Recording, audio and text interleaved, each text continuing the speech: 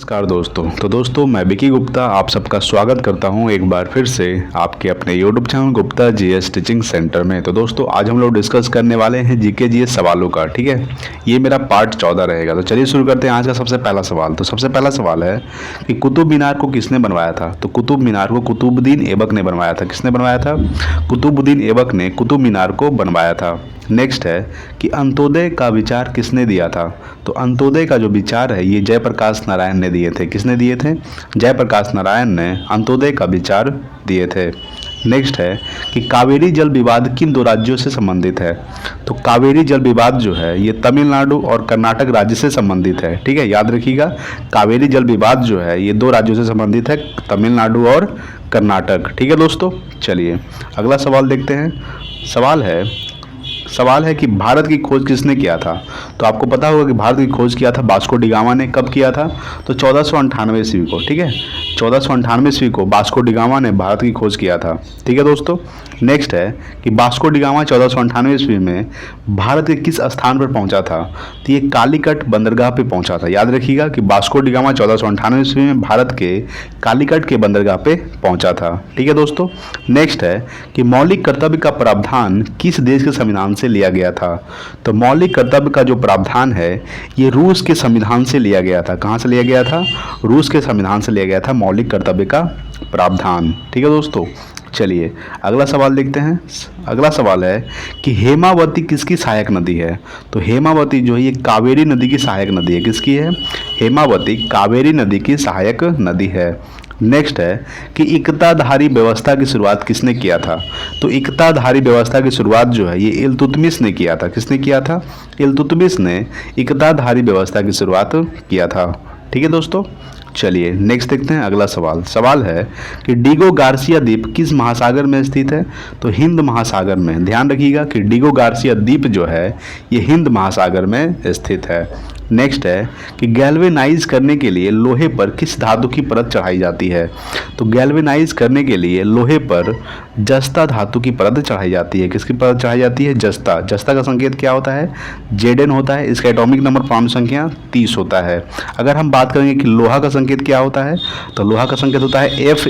इसका atomic number परमाणु संख्या 26 होता है। ठीक है, तो याद रखिएगा कि गैल्वेनाइज करने के लिए लोहे पर जस्ता धातु की परत चढ़ाई जाती है। ठीक है दोस्तों, नेक्स्ट है कि ओलंपिक खेल का आरंभ कब हुआ था। तो ओलंपिक खेल का आरंभ हुआ था 776 ईसा पूर्व। अगर पूछे कि ओलंपिक खेल का आरंभ कब हुआ था तो 776 ईसा पूर्व में हुआ था। ठीक है, अगला सवाल है कि आधुनिक ओलंपिक कब प्रारंभ हुआ था। ये सवाल है कि आधुनिक ओलंपिक खेल का जो प्रारंभ कब हुआ था, ये हुआ था 1896 ईस्वी को। कहाँ हुआ था? तो एथेंस के यूनान में हुआ था। याद रखिएगा आधुनिक ओलंपिक खेल का प्रारंभ हुआ था तो ये 1896 ईस्वी को एथेंस यूनान में। नेक्स्ट है कि अंतर्राष्ट्रीय कोर्ट ऑफ जस्टिस का प्रथम भारतीय न्यायाधीश कौन थे।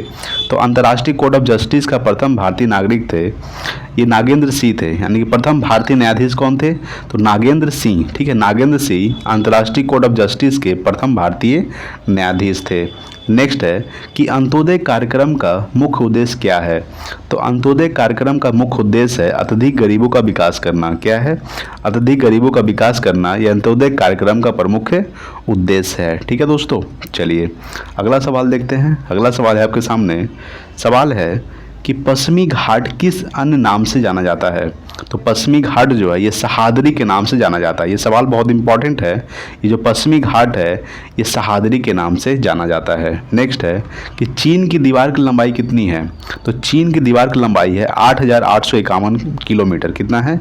8,851 किलोमीटर जो है ये चीन की दीवार की लंबाई है। अगर आपसे मील में पूछे तो 5,500 मील। ठीक है, 5,500 मील और 8,851 किलोमीटर ये चीन की दीवार की लंबाई है। ठीक है, चलिए नेक्स्ट देखते हैं अगला सवाल। अगला सवाल है आपके सामने। सवाल है कि चंद्रमा पर सबसे पहले मानव को किस देश ने भेजा था। तो चंद्रमा पर सबसे पहले मानव को अमेरिका ने भेजा था। किसने भेजा था? अमेरिका ने चंद्रमा पर सबसे पहले मानव को भेजा था। कब भेजा था? तो 1969 ईस्वी को। ठीक है, कब भेजा था? 1969 ईस्वी को। नेक्स्ट है कि चंद्रमा पर मानव को लेकर जाने वाला पहला अंतरिक्ष विमान कौन था। तो अपोलो 11 था। क्या था? यानी कि चंद्रमा पर मानव को लेकर जाने वाला पहला अंतरिक्ष विमान था अपोलो 11। नेक्स्ट है कि किसी तरल पदार्थ के विशिष्ट गुरुत्व को जानने वाला कौन सा यंत्र है, तो वो है हाइड्रोमीटर। याद रखिएगा कि किसी तरल पदार्थ के विशिष्ट गुरुत्व को जानने वाला कौन सा यंत्र है, तो हाइड्रोमीटर है। ठीक है, चलिए नेक्स्ट देखते हैं अगला सवाल। अगला सवाल है आपके सामने कि सर्दीय ओलंपिक खेल कब से प्रारंभ हुआ था। तो सर्दीय ओलंपिक खेल जो है ये 1924 ईस्वी को प्रारंभ हुआ था। कब प्रारंभ हुआ था? 1924 ईस्वी को सर्दीय ओलंपिक खेल का प्रारंभ हुआ था। नेक्स्ट है कि पौधे नाइट्रोजन का प्रयोग किस रूप में करते हैं, तो नाइट्रेट के रूप में करते हैं। ठीक है, ध्यान रखिएगा, पौधे जो है नाइट्रोजन का प्रयोग जो है ये नाइट्रेट के रूप में करता है। नाइट्रोजन का संकेत क्या होता है? नाइट्रोजन का संकेत N होता है, इसका एटॉमिक नंबर परमाणु संख्या 7 होता है। नेक्स्ट है कि डबल फॉल्ट शब्द का संबंध किस खेल से है, तो डबल फॉल्ट शब्द का संबंध जो है ये टेनिस खेल से है। किस खेल से है? टेनिस खेल से, यानी कि डबल फॉल्ट शब्द का जो संबंध है ये टेनिस खेल से है। ठीक है दोस्तों, चलिए नेक्स्ट देखते हैं अगला सवाल। अगला सवाल है आपके सामने, सवाल है कि अंतर्राष्ट्रीय एटॉमिक एनर्जी एजेंसी का मुख्यालय कहाँ है। तो अंतर्राष्ट्रीय एटॉमिक एनर्जी एजेंसी का जो मुख्यालय है ये वियना में है। ठीक है, कहाँ है? वियना में स्थित है। और वियना कहाँ पड़ता है? तो ऑस्ट्रिया में। ऑस्ट्रिया की राजधानी क्या है? वियना। ठीक है, यानी कि अंतर्राष्ट्रीय एटॉमिक एनर्जी एजेंसी का मुख्यालय वियना में स्थित है।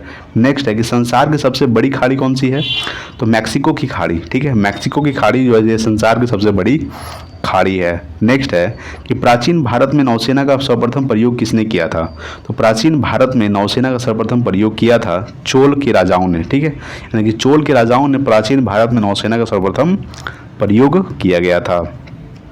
नेक्स्ट है अगला सवाल। सवाल है अगला नंबर कि भारत का प्रत्येक नागरिक भ्रष्ट है, यह कथन किसका है, तो यह कथन है लॉर्ड कॉर्नवालिस का। याद रखिएगा कि भारत का प्रत्येक नागरिक भ्रष्ट है, यह कथन है लॉर्ड कॉर्नवालिस का। नेक्स्ट है कि ईस्ट इंडिया कंपनी की स्थापना कब हुआ था, तो 1600 ईस्वी को। ठीक है, ध्यान रखिएगा कि ईस्ट इंडिया कंपनी की जो स्थापना है ये 1600 ईस्वी को किया गया था। नेक्स्ट है कि द्वितीय सिख युद्ध किसके समय हुआ था, तो द्वितीय सिख युद्ध जो है ये लॉर्ड डलहौजी के समय में हुआ था। किसके समय में? यानी कि लॉर्ड डलहौजी के समय में द्वितीय सिख युद्ध हुआ था। ठीक है दोस्तों, चलिए नेक्स्ट देखेंगे अगला सवाल। अगला सवाल है कि पंचायती राज लोकतंत्र के किस सिद्धांत पर आधारित है, तो पंचायती राज जो है ये लोकतंत्र के विकेंद्रीकरण के सिद्धांत पर आधारित है। किस सिद्धांत पर आधारित है, तो विकेंद्रीकरण के सिद्धांत पर आधारित है पंचायती राज लोकतंत्र। नेक्स्ट है कि भारत संयुक्त राष्ट्र संघ का सदस्य कब बना, तो सन 1945 को। ठीक है, याद रखिएगा कि सन 1945 को भारत जो है ये संयुक्त राष्ट्र संघ का सदस्य बना। अच्छा ये बताइए कि संयुक्त राष्ट्र संघ का स्थापना कब हुआ था, तो 24 अक्टूबर 1945 को हुआ था। ठीक है, 24 अक्टूबर 1945 को संयुक्त राष्ट्र संघ का स्थापना हुआ था। और इसमें कितने देश हैं, तो 193 देश है। ठीक है, कितना देश है? 193। ठीक है दोस्तों, तो याद रखिएगा। और इसका संयुक्त राष्ट्र संघ का मुख्यालय कहाँ है स्थित है, तो इसका मुख्यालय स्थित है न्यूयॉर्क में। ठीक है, न्यूयॉर्क में संयुक्त राष्ट्र संघ का मुख्यालय स्थित है और इसका स्थापना हुआ था 24 अक्टूबर 1945 को। ठीक है दोस्तों, चलिए फिर अगला सवाल देखते हैं। अगला सवाल है आपके सामने कि हृदय रोगों का मुख्य कारण क्या है। सवाल है कि हृदय रोगों का मुख्य कारण क्या है, तो कोलेस्ट्रॉल। ठीक है, यानी कि हृदय के जो संबंधित रोग होते हैं वो कोलेस्ट्रॉल के कारण होता है। नेक्स्ट है कि शीशे का सिक्के किसने चलाया था, तो सातवाहन राजवंश ने। याद रखिएगा कि सातवाहन राजवंश ने ये शीशे का सिक्के चलाया था। ठीक है दोस्तों, नेक्स्ट है कि बच्चा मनुष्य का पिता होता है, यह किसने कहा था, तो विलियम वर्ड्सवर्थ ने। इसका पूरा नाम क्या है? विलियम वर्ड्सवर्थ ने बच्चा मनुष्य का पिता होता है ये कहे थे विलियम वर्ड्सवर्थ ने। ठीक है दोस्तों, चलिए नेक्स्ट है अगला सवाल। सवाल है कि इलाहाबाद स्तंभ किसके द्वारा लिखे गए थे, तो समुद्रगुप्त के द्वारा। ठीक है, इलाहाबाद स्तंभ जो है किसके द्वारा लिखे गए थे, तो समुद्रगुप्त के द्वारा। अच्छा, समुद्रगुप्त को भारत का नेपोलियन भी कहा जाता है, यानी कि भारत का नेपोलियन किसे कहा जाता है, तो समुद्रगुप्त को भारत का नेपोलियन कहा जाता है। नेक्स्ट है कि संविधान के संशोधन में राज्यसभा और लोकसभा का कितना कितना हिस्सा है, तो बराबर बराबर हिस्सा। याद रखिएगा कि संविधान के संशोधन में राज्यसभा और लोकसभा का कितना कितना हिस्सा है, तो बराबर। राज्यसभा को क्या कहा जाता है, लोकसभा को उच्च सदन और राज्यसभा को निम्न सदन कहा जाता है। याद रखिएगा कि लोकसभा को उच्च सदन और राज्यसभा को निम्न सदन कहा जाता है। नेक्स्ट है कि दामोदर नदी घाटी की स्थापना कब हुआ था, तो 1948 ईस्वी को। ठीक है, अच्छा बंगाल का शोक किस नदी को कहा जाता है, तो बंगाल का शोक दामोदर नदी को कहा जाता है। और दामोदर नदी घाटी की स्थापना जो है ये 1948 ईस्वी को किया गया था। ठीक है दोस्तों, चलिए नेक्स्ट देखते हैं अगला सवाल। सवाल है कि किस महाद्वीप में एक भी ज्वालामुखी नहीं है, तो ये ऑस्ट्रेलिया महाद्वीप में, ठीक है, याद रखिएगा कि ऑस्ट्रेलिया महाद्वीप में एक भी ज्वालामुखी नहीं है। आपको पता होगा कि 7 महाद्वीप है, ठीक है, सबसे बड़ा है एशिया और सबसे छोटा है ऑस्ट्रेलिया क्षेत्रफल की दृष्टि से, और ऑस्ट्रेलिया महाद्वीप पर एक भी ज्वालामुखी नहीं पाया जाता। नेक्स्ट है कि भूमध्य सागर एवं लाल सागर को कौन सी नहर जोड़ती है? तो भूमध्य सागर एवं लाल सागर को स्वेज नहर जोड़ती है। कौन सी नहर जोड़ती है? देख लीजिए यहाँ पे सवाल है कि भूमध्य सागर और लाल सागर को कौन सी नहर जोड़ती है?